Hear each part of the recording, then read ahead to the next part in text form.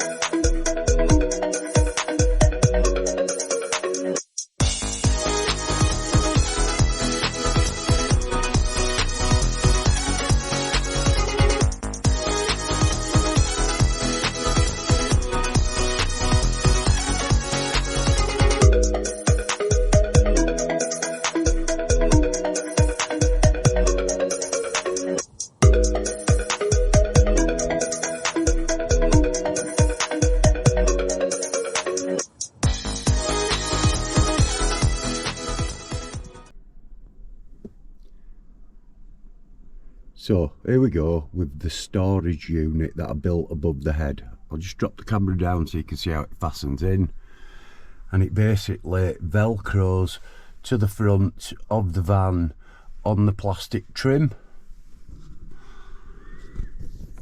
It's quite sturdy, although I don't put too much weight in it. So what I have in here is an electrical plug in case I ever need, in case of an emergency if I'm out on a long run. I also have my electrical hookup wire. They stay in the van permanently. We have some wood wool firelighters for a fire when we go out.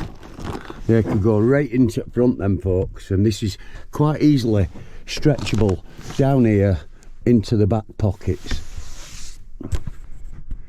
Next I'll show you what I store in there with stuff bags. So folks, here is what I have above my head storage.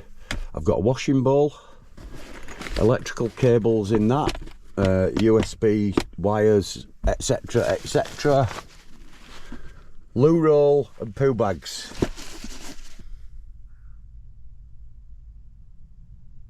So also in my stuff bags I have towels and tea towels,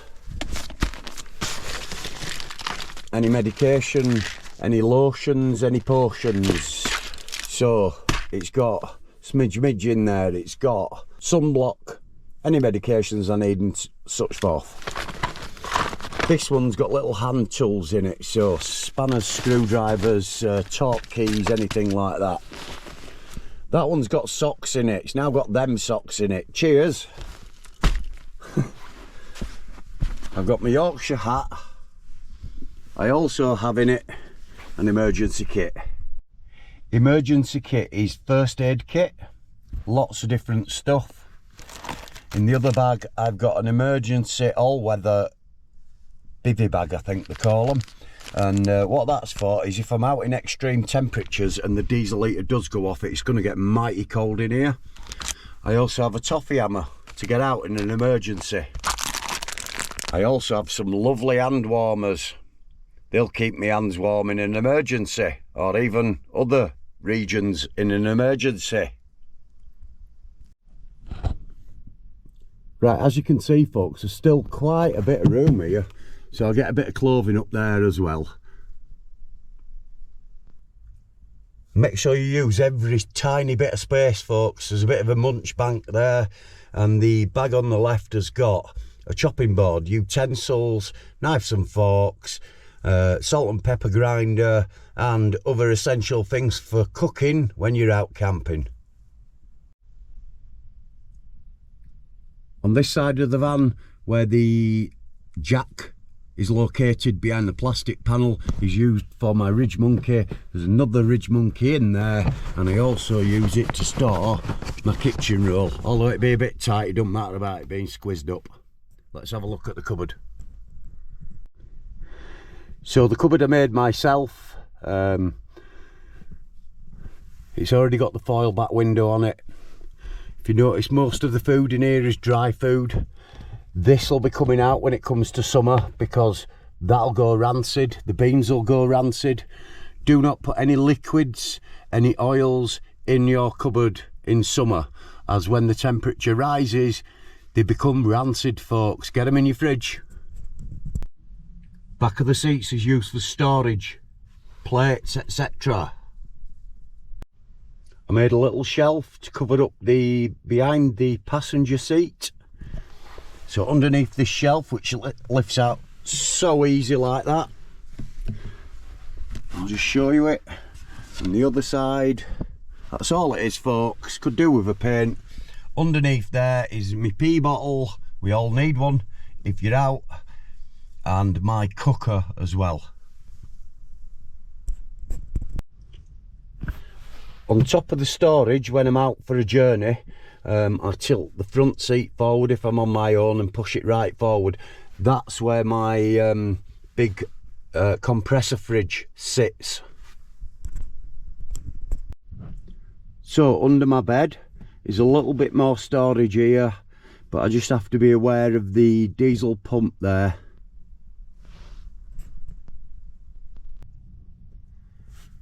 Now then, folks, to make the bed I use 2x2s and 2mm ply.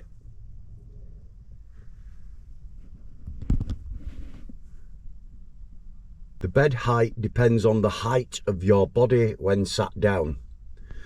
What you need to do is measure the height of your body from bum to head when you're sat down, the height of your cushions, the height of your box. Yeah, will depend on the height of your cushions and your body height. You cannot go up, so your bed must come down if you're too tall, folks.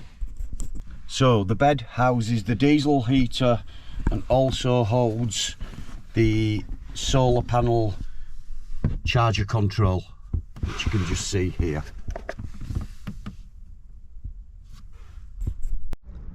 The heating system is a cheap Chinese diesel heater placed on a turret mount which goes through the bottom of the floor so I can intake fresh air and expel the exhaust gases.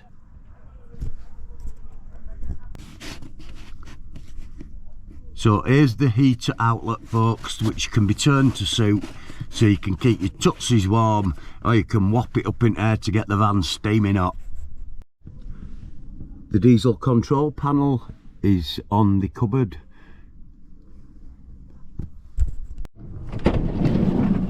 And here's where the diesel tank is situated, and the filters there leads to the pump, which slowly goes on the other side of the bed back to the diesel heater itself. I have foil insulated windows made by myself. The window reflectors are all backed with 4-way stretch and suckers to stick it to the window. Right, I took the roof lining off, and what I did was I used some closed cell foam insulation. Before I did that, I put a bit of sound deadening up there, which helps in heavy rainstorms. Behind each door has more foam to keep in the heat in winter. All of this behind the 4-way stretch has cell foam behind it to keep in the heat. So folks, to even out the floor, I placed 2mm plyboard into the bottom with insulating foam top and bottom.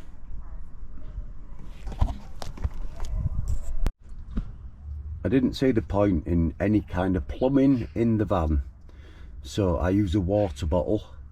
Be warned, leaving bottles, tin cans of pop in a van over winter when it's severely cold can lead to it freezing. Tin cans can explode in your car. Don't leave them in, guys. So please be aware that when you're cooking in your van, ventilation is essential. Get your windows open, crack them all open, won't you, folks? I know they only come open a tiny little bit like that, the back ones, but doing that to a couple of windows, maybe having your front windows down a little bit, will give you enough ventilation to cook in your van. Please be careful. Don't forget folks, when cooking with your gas cooker, got your diesel heater on, whatever you're doing in your van, make sure you've got a carbon monoxide detector. It could save your life.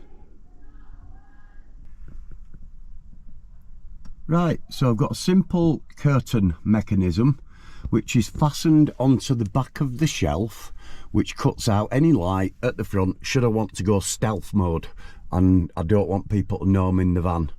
What I've also got is wind deflectors. They stop a bit of the condensation building up on a night. So folks, please accept my apologies if you hear any singing in the background. Somebody's singing out of the window. I just shouted to them, "You're killing me." They seem to have gone quiet. So we're looking at split charger here. So the split charger wire comes from here to a fuse. From this fuse it goes all the way down the back there. It goes into the bottom of there. If you peel back the passenger side carpet, you'll see a plastic cover. Drill through that, that's where your split charger can go. So the split charger comes down from the passenger feet under the carpet through the centre console unit by lifting it up a little bit and just tucking it under. So the split charge wire comes out the back of the console there, up here into the split charger, out of the split charger to a kill switch on the other side. As you can see, I've got one battery under there. I'm finding it difficult through winter to go out for more than one day without having a flat battery, despite having a split charger. Solar don't work this time of year in Britain, so I invested in another battery that's located up here. So to gain access, we simply lift the cushion. The battery's right there. What I did from my diesel heater to keep the batteries warm was I put a little feed off pipe. Can you see it, the little one that comes right over there? That blows hot air at my batteries to keep them warm in severely cold conditions. So folks, the cushions for the bed are all caravan cushions, as you can tell. That one cut down to size as a backrest. This one here, where this lump comes out here, I've actually cut a piece away and you can push it right up so it doesn't seem like you're falling off the edge of the bed. As you can see, the side windows are all tinted. For lighting folks, I use LED rechargeable lights. These are Lank 2, really good, last a couple of days, last even more on lower settings, so if you've got a couple of them you're alright. Quite bright as well. So there's me clamp that I use to put the GoPro on when I want to go hands-free and I'm doing a bit of cooking. So guys, on the roof I've got a flexible solar panel, 200 watt, which goes to a gland over there. That gland runs down the inside of the van. I'll show you next. So the entry gland's up here. It runs straight down there folks. You see that just behind that seat belt, straight into the floor, to the battery, to the solar charger, and then to the battery. A real quick one about the solar panel folks: if you have a raised solar panel, please be aware in winter of the load capacity. Make sure it can take the snow that's on top. If it can't clear it off, they can bust. Right folks, we use that many electrical gadgets nowadays. I decided that rather than sacrifice any battery energy towards recharging my gadgets, I'd go for a little power bank. It's about a 568 watt hour. It does me for a couple of days. I also take a mini power bank out with me in case any batteries go flat while I'm, I don't know, on my phone or anything like that, so I've got that as an extra backup. Right guys, so make sure you've got appropriate bedding as well. I also have a very large, as somebody pointed out on one of my pictures, Frigidarium. So the fridge is quite large because it acts as a fridge or a freezer. In summer these are essential. Consider a compressor fridge because they don't use as much energy, folks. They use very little energy, which once down to temperature. So folks, for a bit of entertainment, I use a little tablet. Possibly winters only, because in summer I love to get out. I also have a radio. Some places we go you don't even get a radio signal, but I don't care, I like my own company. But take whatever entertainment pleases you folks. The tablet is fastened on with two little hooks like these. I'll bring them off and show you them in my hand so you can see. So the shape like that, they hook on there, and I think they're meant for like bags and stuff on the back of your chair, but I found them really good for tablets to sit in. So use them folks, use them, why not? Like I say, pop it on there, sit back and relax, and you can watch whatever you want.